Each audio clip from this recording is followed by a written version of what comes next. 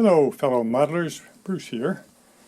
Just wanted to take a few minutes to share with you a couple of my new acquisitions. Most of them are tools, and one I would put under the category of supplies. So I have off and on over the years purchased items from Grizzly Industrial, which keeps me informed via email and print catalogs of what their offerings are. Now, for the most part, they are larger equipment, production equipment, and so forth. But they do have some items in their catalog that appeal to a modeler. For instance, over the years, almost all of my 2x2 angle blocks that I use in my model making have been purchased from Grizzly when they were having sales. Well, they sent me an email a couple weeks ago on kind of like a spring clearance. And as I looked through the catalog, I came up with a number of tools that, although I probably could live without them, especially at my age, I could think of situations where I wish I had something like them. So I just want to share that with you now. And of course, they did the enticing, if you spend $50, you get free shipping. And since some of this stuff was heavy, when I was all done getting the things I thought I really needed, I was still shy of the $50, and I added on a pair of 1, 2, 3 blocks, which many of you are familiar with. I've never had a set. I've always used those angle blocks, but it made sense to buy them because I think they were like $32 for the pair, but that threw me over the $50, and I got the free shipping, which in my mind I took off of the cost of the 1, 2, 3 blocks, and it just kind of made sense. Kind of using my wife's logic for things that are on sale, but it seemed to make sense. So let's look at these first, and then we'll take a short break while I go over to the modeling bench and show you the smaller items. One of the items that certainly could live without, but it comes in handy, as you'll see, is this quite heavy duty. This has got some heft to it. A ruler that's 2 feet long and has a hook stop on the end. Now, that can be removed if you want to, but the nice thing is you just put it down and pull it, and it gets tight against one edge, and now you, especially when you're working alone like I do, trying to cut, let's say, foam, which I'm going to be doing a lot of, it was always a situation of measuring everything, putting a bunch of marks in pencil, and then trying to hold a rule down, metal rule, and use my cutter. Now, I only need one hand to hold the rule because that's held against the edge, and I can just do it. It comes in handy with cutting things like foam core or board too. So, yeah, I justified it. Of course, in the real world, if I'm doing any more building of bench work and so forth, it certainly will come in handy. So that's one of the items, and like I say, pretty hefty, 2 foot long. While I'm down on my hands and knees, Bonnie and I were in the dollar store today, looking for a couple of Easter cards, and it's a same chain I normally go to, Dollar Tree, but a different store, and they had these bamboo skewers hanging on an end of an aisle, and as you can see, they're not your average bamboo skewer. These are 32 inches long and significantly thicker than the bamboo skewers I normally buy and use in my modeling, which are these. And when I measured them with a scale ruler and a micrometer, this little one, the one I normally get, scales out in HO to about 8-inch diameter, and the larger ones are about 16-inch diameter. So, a lot heftier.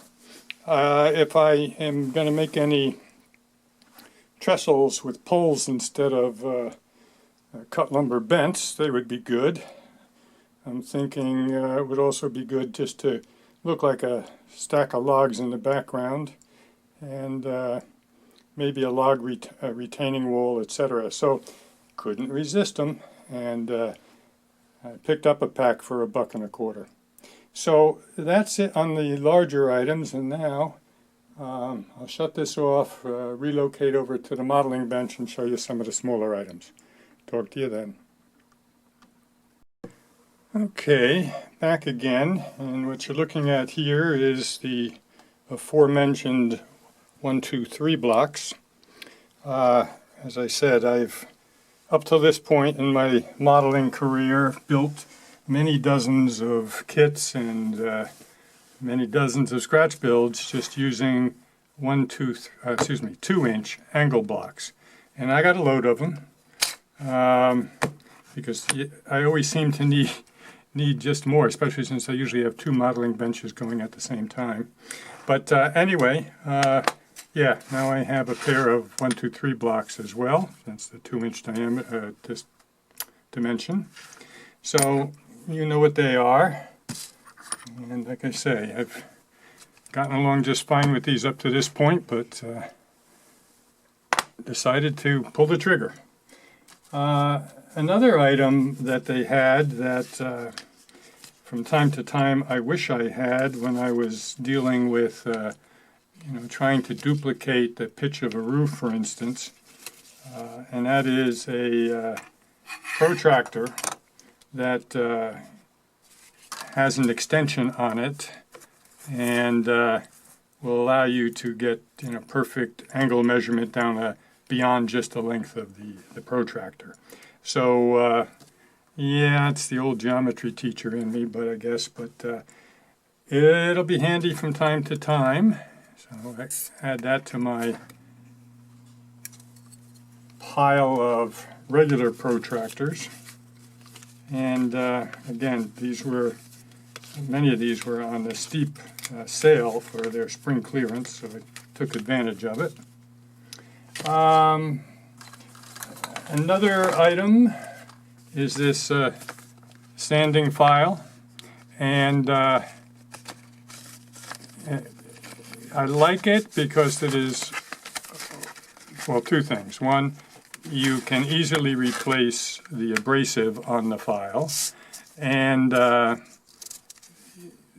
through here you can put the tension on it and replace the pads. They gave you quite a number of extra pads of different grits, but all you need to do is cut any strip off of a sheet of sandpaper and cut it to 1 inch and put it on there, and you got yourself a rather substantial, very flat, dead flat sanding stick. Now, I had bought one of this design many years ago, I think from Micromark, and I have used it. Obviously, you can see I've used it, but the thing is, because of its bulk, often it just wouldn't get into the spots that I wanted to sand, so that's why when I saw this, I got it, and it was quite inexpensive. So add that to my set of tools, and like I say, you can use any sandpaper, which is always a huge plus. And so we got that. Then I couldn't resist yet another tweezer set. There's a famous modeler here in Michigan, Carl O. I probably mess up his last name, but I think it's Osolinsky. And just a fabulous, fabulous modeler. And his collection of tweezers would put a tweezer store in shame. And he says the same thing, you can never have enough tweezers. Some of them have, like this one, very, very pointy, but not substantial, and not really a heavy tweezer. And then so you look for one that's just as pointy, or almost as pointy, but a heavier grade metal, and so forth. And I love tweezers with bent tips, and this has a pair of those.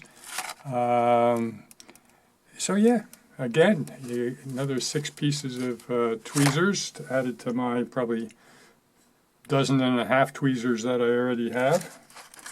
But they don't rot away. Sometimes they get misplaced, which is another reason for having a lot of them. I think that's it from Grizzly, and that leaves one last purchase that I can thank Bonnie for. We were in TJ Maxx not too long ago, and she drags me along somewhat unwillingly, but we were going past another end of a counter display, and she saw Dental Care Made Easy, a set of dental tools, and she says, boy, you could probably use those in your modeling. And for $5.99, and my wife's insistence, who's going to pass that up? So I have a number of dental tools that I picked up at